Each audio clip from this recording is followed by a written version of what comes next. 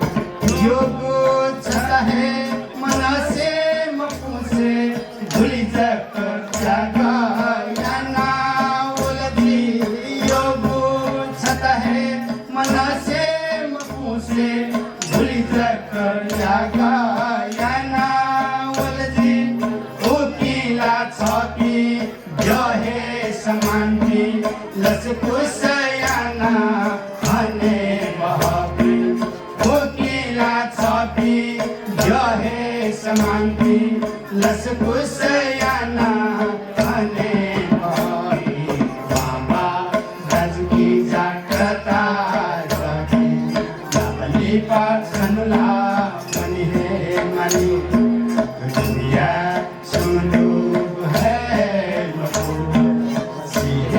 मसू से मना चौकी आ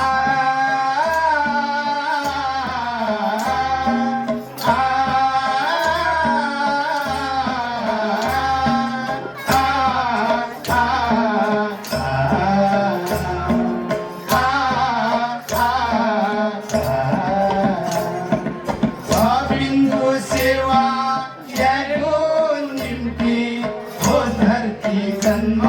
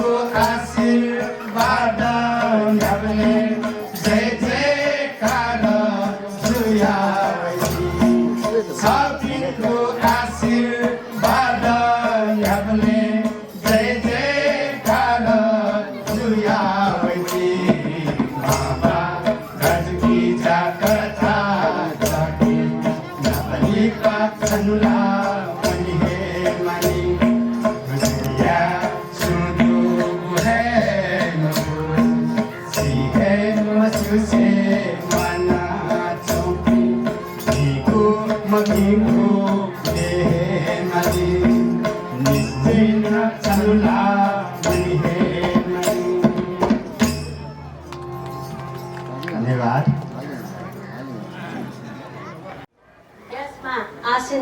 यहाँ वडा अध्यक्षज्यूहरू समाजसेवी वडा अध्यक्षज्यूहरू पनि हुनुहुन्छ र हाम्रा ज्येष्ठ पूर्व थकालीज्यूहरू पनि हुनुहुन्छ। सबैलाई ड्यासमा आसीन अतिथिहरू यहाँ सुरक्षाकर्मी प्रमुख पनि हुनुहुन्छ। सबैलाई मैले एकमुष्ट सम्बोधन गर्न चाहे र यसरी नै आजका आकर्षणका केन्द्रबिन्दु मेरा आदरणीय आमा बुबाहरू जो सम्मानित हुनुभएको छ उहाँहरूलाई पनि मैले सम्बोधन गर्न चाहे। यसरी नै यहाँ उपस्थित हुनुभएका सम्पूर्ण मेरा आदरणीय दिदी बहिनी दाजुभाइहरू पत्रकार मित्रहरू र सम्पूर्णमा म युवा तथा खेलकुद मन्त्रालयको तर्फबाट र मेरो व्यक्तिगत तर्फबाट हार्दिक नमन गर्न चाहन्छु। जोजोलोपा नमस्कार, जय नेपाल। र मलाई आज प्रमुख अतिथिको आसन ग्रहण गराउनु भएकोमा म हार्दिक धन्यवाद पनि दिन चाहन्छु। यो वास्तवमा भन्ने हो भने मलाई यहाँ आउँदै गर्दा मैले यहाँ देख्दै गर्दाखेरि मन एकदमै हर्षले विभोर पनि भएको छ। किनकि धेरै कार्यक्रमहरूमा हामी जान्थ्यौँ, जहाँ जाँदै गर्दाखेरि हामी वृद्ध आश्रममा गएर कहिलेकाहीँ वृद्धहरूलाई हामी खानेकुराहरू खुवाउँदै गरेको मलाई मेरो मानसपटलमा त्यो स्मरण आयो र मैले आज साँच्चै यो ऐतिहासिक हाम्रो यो खोकना यो पर्यटकहरूको यो आकर्षणको केन्द्रबिन्दु भएको हाम्रो खोकनामा आउँदै गर्दाखेरि हाम्रा दाजुभाइहरूप्रति मलाई अत्यन्तै हार्दिक नमन गर्न मन लाग्यो। किनभने आज साँच्चै मैले जातीय कुरा उठाएको होइन, नेवार समुदायले हाम्रो संस्कारलाई थामेको देख्दाखेरि मन अत्यन्तै हर्षले गौरव पनि भएको छ। आज अघि एकजना पूर्व वक्ता मेरा आदरणीय भाइले भन्नुभएको थियो विदेशमा होस्, अहिले विदेशमा मात्रै मैले पनि देखेको छु, विदेशमा मात्रै वृद्धाश्रममा हाम्रा आमा बुवाहरूलाई पुर्याएको थियौँ। तर अहिले स्वदेशमै पनि यस्तो भएको छ कि जब छोराछोरीको माया पाउने बेला हुन्छ नि, त्यति बेला चाहिँ हामीले लगेर वृद्ध आश्रममा राख्ने त्यो अवस्था आएको छ। त्यसैले यसलाई चाहिँ खोकना निवासीहरूले चुनौती दिनुभएको छ। यसमा आभार पनि व्यक्त गर्न चाहन्छु। र यसरी नै हाम्रा आमा बुवाहरूलाई माया ममता र सम्मान दिनुपर्छ भन्ने एउटा जुन किसिमको एउटा समाजमा यहाँ मात्र नभएर यो संसारभरिलाई नै एउटा यहाँहरूले नमुना प्रस्तुत गर्नुभएको छ। म आभार व्यक्त गर्न चाहन्छु। र हाम्रा बुवा आमाहरू जसलाई साँच्चै भन्नुपर्दा महिला प्रदेशको तर्फबाट अहिले तपाईँहरूले बनाउनु भएको सांसद, तपाईँहरूले नै बनाउनु भएको मन्त्री म हो। त्यसैले गर्दाखेरि प्रदेशमा पनि आज प्रदेश सरकारले वृद्धहरूको निम्ति 65 वर्षभन्दा माथिका वृद्धहरूको निम्ति आज औषधि उपचार फ्रीमा गरिरहेको पनि यहाँहरूलाई जानकारी छँदैछ।